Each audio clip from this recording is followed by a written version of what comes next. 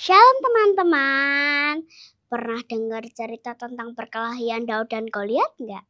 Nah, sekarang Andrea mau bercerita tentang cerita itu yang diambil dari ayat berapa? Ayo. Benar, diambil dari ayat 1 Samuel 17 ayat 40 sampai 50. Dengarkan ceritanya baik-baik ya teman-teman. Daud seorang gembala kecil yang berwajah tampan. Sedangkan Goliat, tentara Filistin, dia besar dan kuat. Tidak seorang pun tentara Israel yang bisa melawannya. Tentu saja semua orang yang menyaksikan perkelahian itu menduga pasti Daud akan kalah. Karena Goliat itu berpakaian perang yang lengkap. Membawa pedang,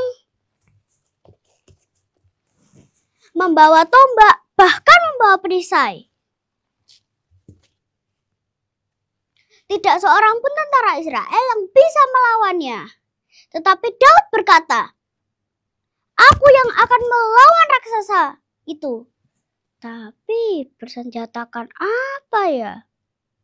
Aha, aku kan punya umban. Dia ambilnya 5 batu dari sungai, lalu dimasukkannya ke dalam kantungnya.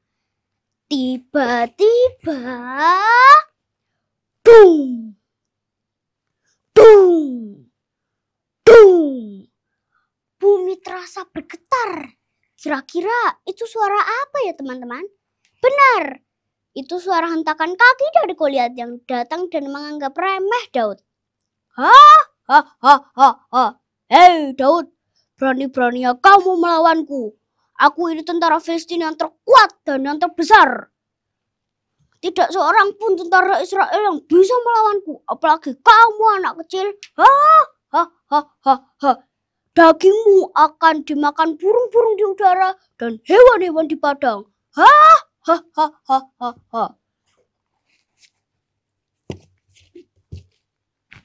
Hei Goliat, engkau mendatangi aku dengan pedang, tombak, dan perisai. Tetapi aku datang menemuimu dengan nama Tuhan semesta alam.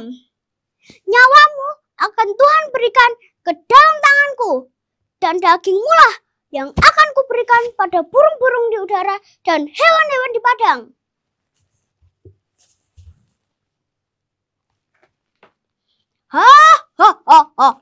Itu mustahil Daud. Aku ini yang terbesar dan yang terkuat. Aku tidak terkalahkan. Aku tidak terkalahkan.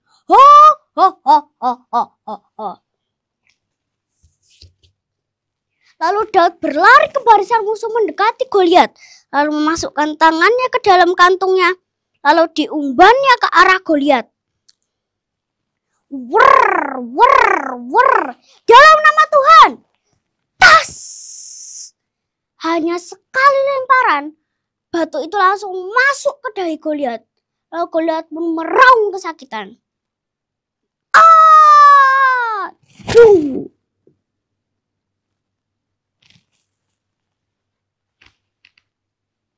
Mukanya terjerumus ke tanah dan Goliat pun akhirnya mati.